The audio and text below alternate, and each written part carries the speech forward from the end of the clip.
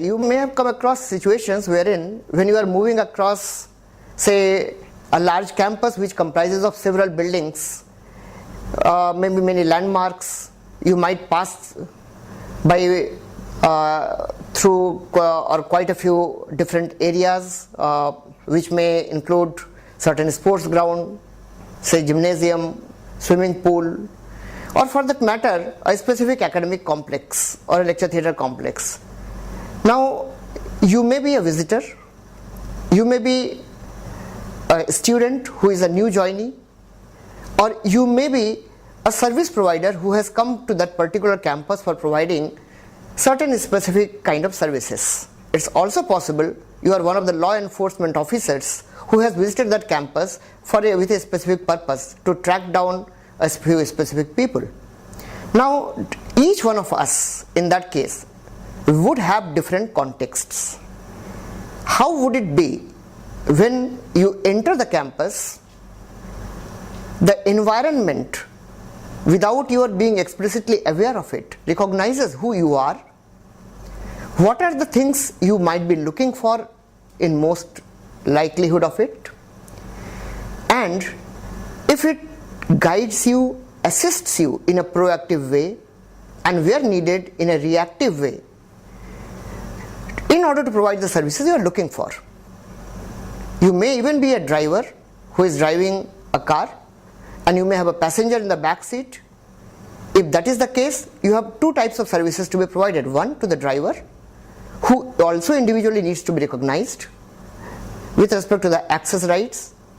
At the same time, possibly the person who is traveling along, because it is he who is to be serviced by a combination of the environment and the driver himself. Now, suppose this driver wants to enter the campus, right? And he needs to drive to an area which he is not aware of. What if, upon entry of his vehicle, the system surrounding recognizes the vehicle, identifies the people who are inside the vehicle without necessarily being aware of the other details, and then guides the driver to take to the nearest building or parking area which is allowed for motoring, and after that provides explicit assistance to the person who needs to move and visit a particular building. What it will require? It will require some information about the context that you may have. Where from you will get those contextual pieces of information? You will have to get some past data about the person, right? Or in this case, two people, the driver and also the person who is actually the visitor, right?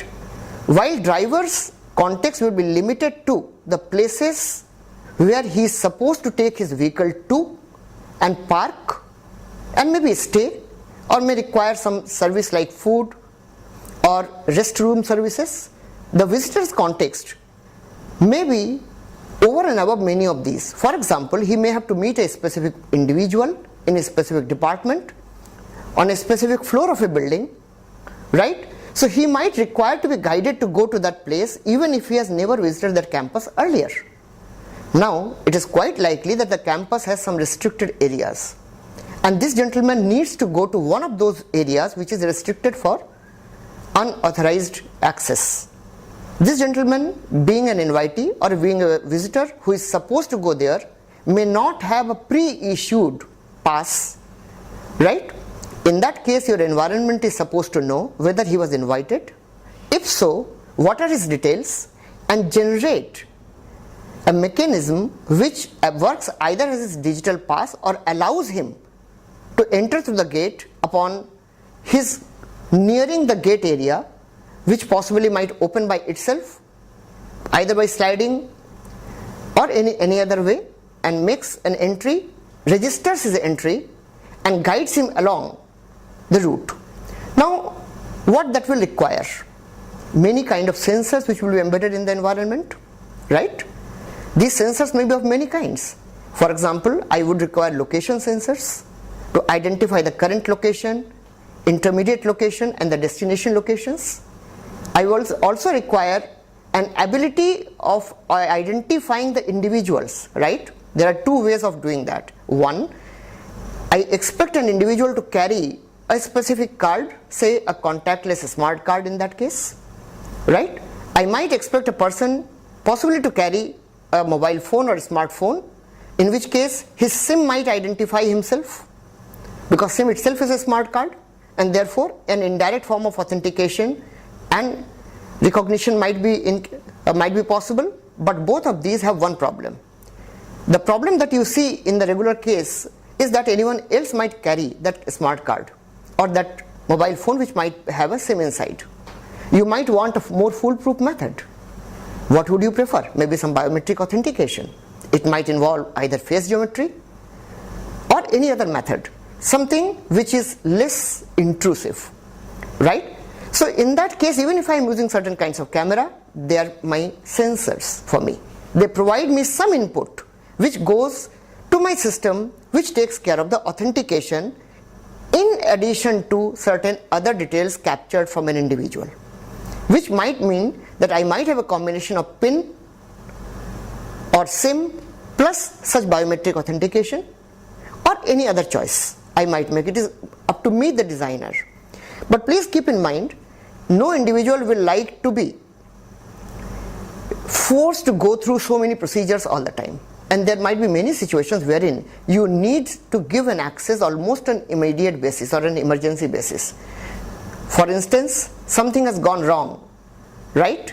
And you want some health service professionals to quickly arrive at the scene and reach an area where they need to take a person away from, maybe put an ambulance and take to the hospital. In those cases, you cannot expect somebody to type in, key in, or use any form of biometric authentication which will take ages.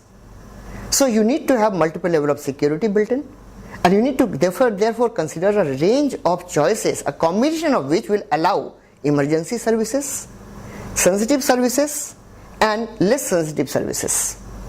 So whether I use a smartphone, whether I use any form of smart card, or if I choose some kind of location sensors, you might have noticed one thing is common. All of these pieces of information need to travel to some specific computing device at the back end, which may not be visible to the end user or any user or visitor for that matter, but these pieces of information need to be collected, and they need to travel back all the way to one or more computing devices, the back end, right?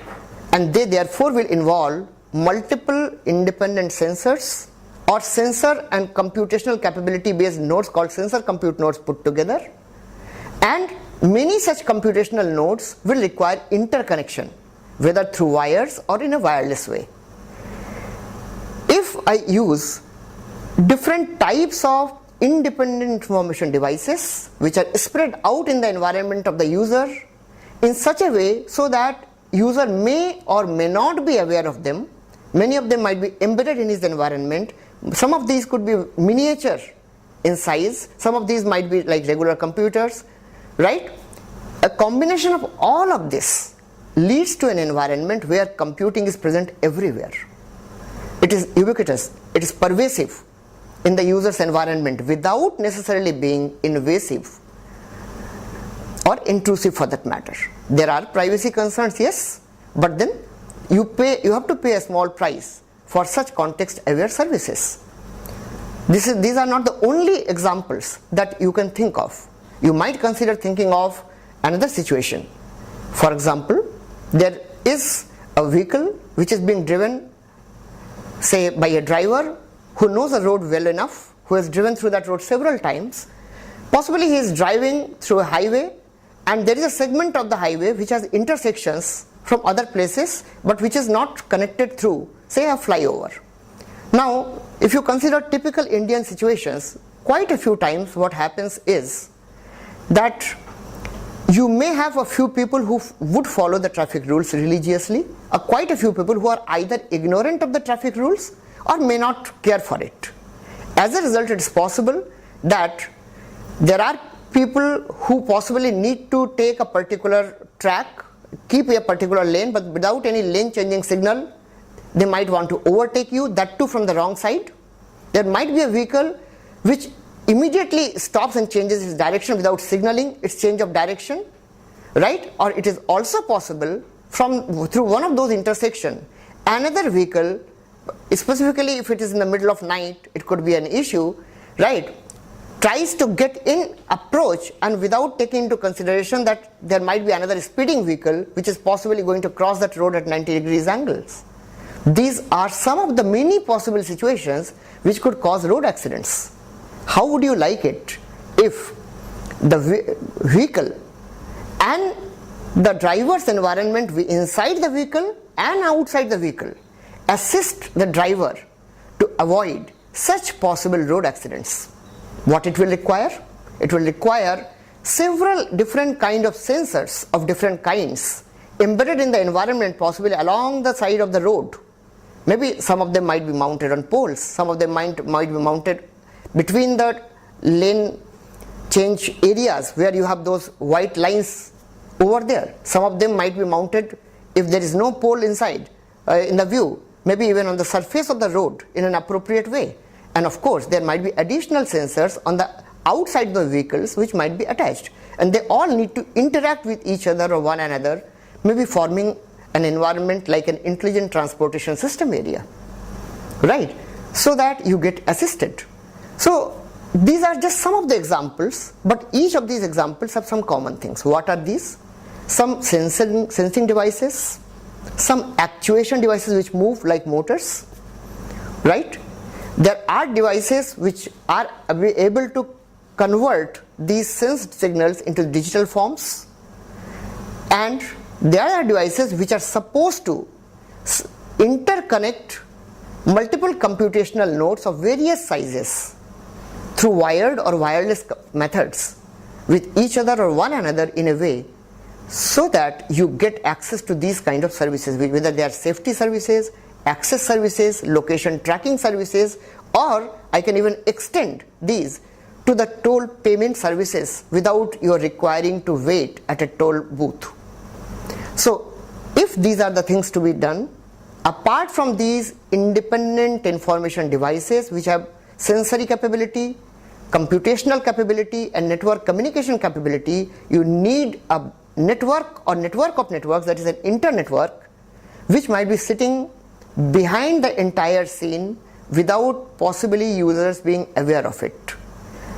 And if all of these things are put together along with the context of the user to provide the services which are intelligently derived and supported by the environment, preferably in a proactive way and where required in a reactive way, then this form of computing, which is spread everywhere, whose elements are spread everywhere, and which is primarily having the objective of providing a single user or a set of users the kind of context-aware services he, she or they might require, is called pervasive computing. More later in the class.